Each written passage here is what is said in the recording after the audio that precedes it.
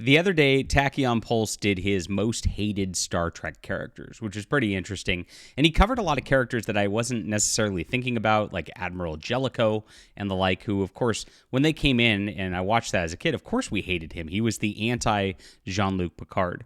But as you watch those episodes, I mean, you watch those villains, I don't really view them as a hated character. A villain's or a foil is supposed to be that way. I went for the most annoying characters in Star Trek with my list. I developed my 10, and at the start of his videos, he talked about what he found from a list of people that he saw as the top 10 most hated characters of Star Trek, and he was surprised by a couple of them. I think I found how that list was generated. I did it in AI. I just went, hey, Perplexity, what are the most annoying characters in Star Trek? And it gave me a list that was very similar to what he was talking about. We'll go over that and why as well as we get into my top 10 here. This is the most annoying characters in Star Trek, and there's going to be a lot of discovery, my friends, a lot of discovery. Please hit the like, subscribe button, and join us as we talk about all things Star Trek here on JDA Talks Star Trek. Really appreciate you being here. I'm a science fiction writer myself, and I tried to avoid annoying characters in what I was doing in creating my crew for Valiant Frontiers. Valiant Frontiers is my answer to Star Trek right now and everything that's going on. And you can get this right here on a crowdfund that I'm running. I wrote a full trilogy so that you could really get to know the characters all at once. And so this is a great thing to check out. There's ebooks if you're overseas or whatnot, like Tachyon Pulse. You can check it out, of course, without having to pay shipping or anything like that. I'm just trying to make sure people get in and read and start this wonderful universe because I'd love to do more in it. It's in the description below. Thank you guys so much for supporting our channel and supporting our science fiction efforts over here. All right, let's get into this. As I get into my top 10, my number 10 is going to be Paul Stamets, the scientist of discovery. All he did was cry and whine over and over again and just be very homosexual. I'm a little more base than Tachyon Pulse. He's a little too nice, I would say. So we're going to get into all the identity politics crap that he kind of tiptoes around. I don't care about that. I hate this crap. It's really, really annoying. There was really not much of a purpose other than this character to be gay, and it was annoying. Period. Every time he came on the screen and started doing his effeminate crap where it's just like, how do you feel? I just wanted to throw my TV set. Number 10 for sure. Oh yeah, and that means there's 9 more annoying than that, which is pretty crazy. Number 9 is going to be Ezri Dax. Ezri Dax was the Jadzia Dax replacement in Season 7. We know Terry Farrell left the show. There wasn't much they could do about it. I kind of think they should have just not brought back a Dax. They're very careful in Star Trek about hey, let's not commingle our lives and etc. and get back into this sort of thing. And so she immediately commingles it, right? And so it's really painful watching this. This character is obnoxious. Her haircut is a part of the problem. It's like that boys Beetle haircut, which is just I went from gorgeous Jadzia to that. Which, by the way, I would say as an actress, this girl might be a little bit prettier than Terry Farrell. Don't at me on that. But overall, the character was so annoying. It was I just want this off my show right now. I thought it was terrible with the storyline where, basically she cucked Worf. That was painful. And so that was something I never wanted to see in my Star Trek, and I would have rather it yeeted out of Season 7 100%. All right, that's my number 8. Number 7, back to Star Trek Discovery, we have Michael Burnham. Michael Burnham is so special and so perfect. She, in fact, made Spock what he is. Oh, yes, even though that wasn't involved in his childhood in the animated series, we just discussed this yesterday, even though this was never mentioned before that he had any sort of adopted sister. Oh, she was the sister, all right. She is a sister in every way, and she's so perfect. She's so good. She's just better than everybody else, and it makes for the worst Mary Sue. This is honestly a worse character than Rey from Star Wars, believe it or not. That's very hard to do, but they managed to, and that was the lead of the show, and that's the crux of why Discovery failed. All right, my number 6, my friends, Ishka Moogie.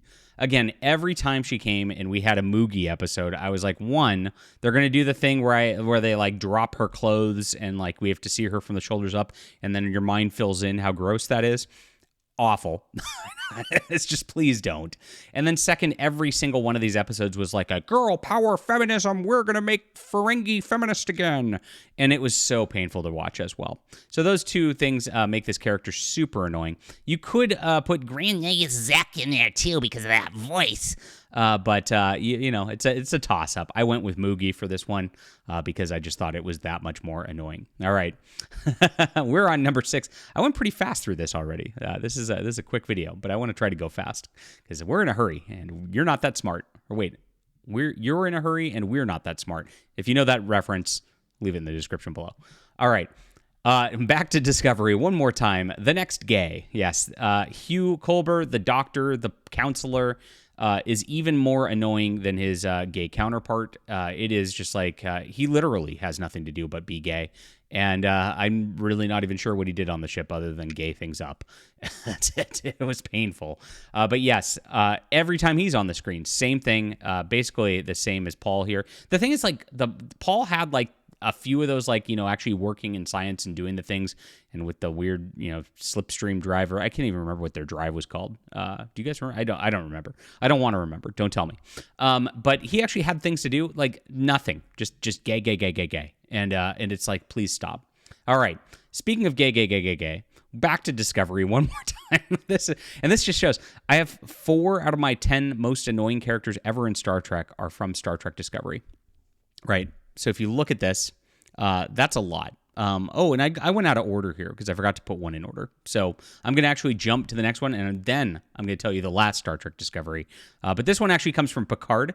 A lot of people would go with Raffi in this, and Raffi is super annoying. Don't get me wrong. And I was annoyed that the 7 of 9 lesbian jump also happened, and Raffi's pretty terrible. But Raffi like does some stuff and is interesting. Agnes is just an obnoxious woman throughout the entire thing. Every time it cut to her, especially in season 2, it's like, please, can we get off of this? I don't want to do it. I don't care about her interfacing with the Borg. I don't care about her. I hope she dies in a fire. And that was it. Agnes was the most annoying character in Picard, at least to me. So, yes, just one of the most obnoxious out of the, Picard was, to me, the entire show up until season 3 was lesbians running around in space with a feeble old man. And even though she wasn't one of the lesbians involved in this, she was like one of those strong female leads who was brought in early to be the main character instead of Picard in Picard's own show. And that was just like, very, very insulting. That's that. Back to Discovery, finally. I teased this one. Yes. Are they, them? Transgender Trill. This was the worst plot line in Discovery all the way around. And also, it interfaced with this the entire time. They just go back and forth, and it's like, I don't feel like a woman. Oh, how do you feel? I don't know. Maybe like a they, them? Yes, like a they, them. And it's like, why do I have to watch this? I'm being lectured on pronouns instead of exploring strange new worlds. This was terrible. And the fact that, unfortunately, now anytime there's any sort of like alien that's different or whatever, it's going to be a transgender allegory instead of just like actually trying to come up with something cool and different like it used to be in science fiction, because aliens probably just don't act like humans. That's interesting to explore. Not interesting to do it in the context of like pronoun stuff. It's really awful, and this ruined Discovery far more than it was already done by that point. Who am I kidding? All right, that's my number 4. My number 3. This one is Dr. Phlox, who I dub as the Neelix of Enterprise. Now, Dr. Phlox is almost more annoying than Neelix in some ways, except for he is a doctor who's competent and does some interesting things through it, and so he does have some things. But he makes very inappropriate comments at points, and it's just like, it's so cringy. And I just like I just want to throw him out of an airlock. I really do. It's really painful. Worst part of Enterprise by far. Okay, I did spoil my number 2.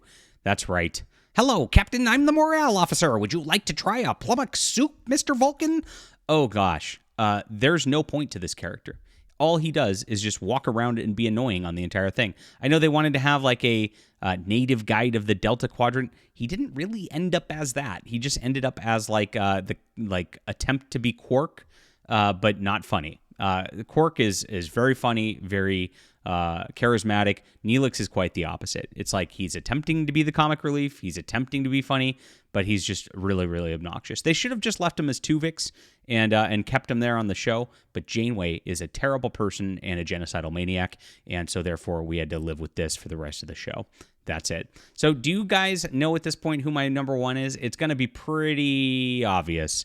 And yes, there's only one possible choice in all of Star Trek that could possibly be the most annoying. I would rather have 10 transgender they-them trills. I would rather have a whole show about Talaxian annoying people than to have Wesley Crusher ever to show up in anything ever again. Yes.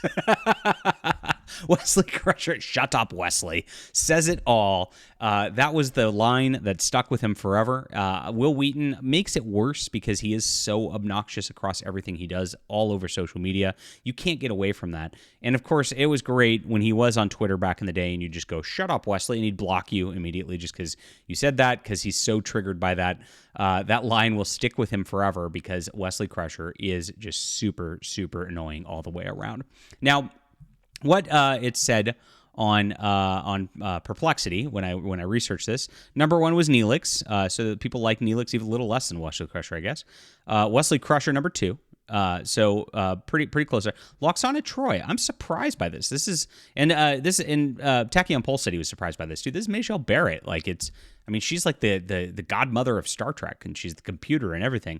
And I get it. Her character was meant to annoy Deanna Troi, but she always kind of had that heart of gold and things, and annoy Odo in Deep Space Nine, which I loved that. I enjoyed watching that. I thought that was fun.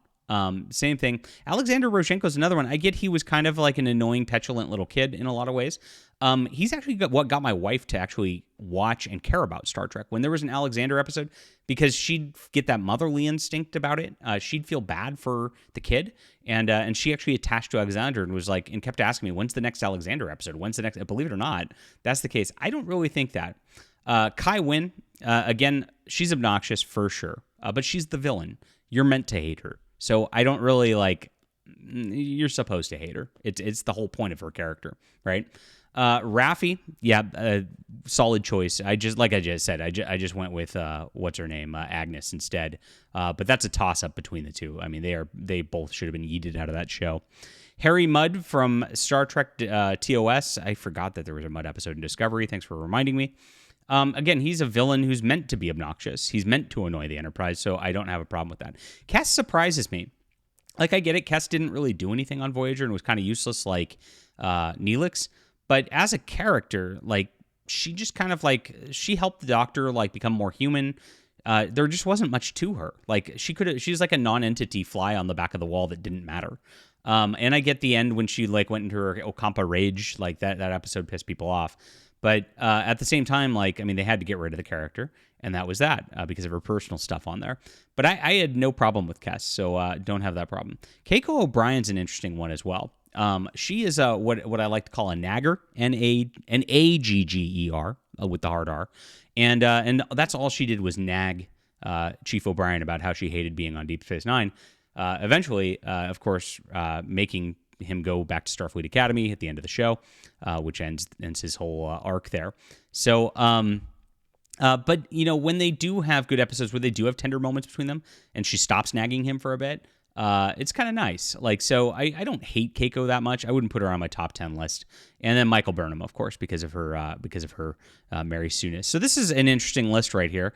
Like I said, I'd agree with 4 of them on here to put on but that's what most people think for Star Trek. I think my list is superior, but I always do that. So what do you guys think? Who are your most annoying characters? Love to hear from you. Please hit the like and subscribe button. If you like my thoughts on Star Trek and everything, check this out. This is My Valiant Frontiers, 3 full books in the description below. I would really love for you to start reading today, and thank you for supporting our channel. We'll be back soon.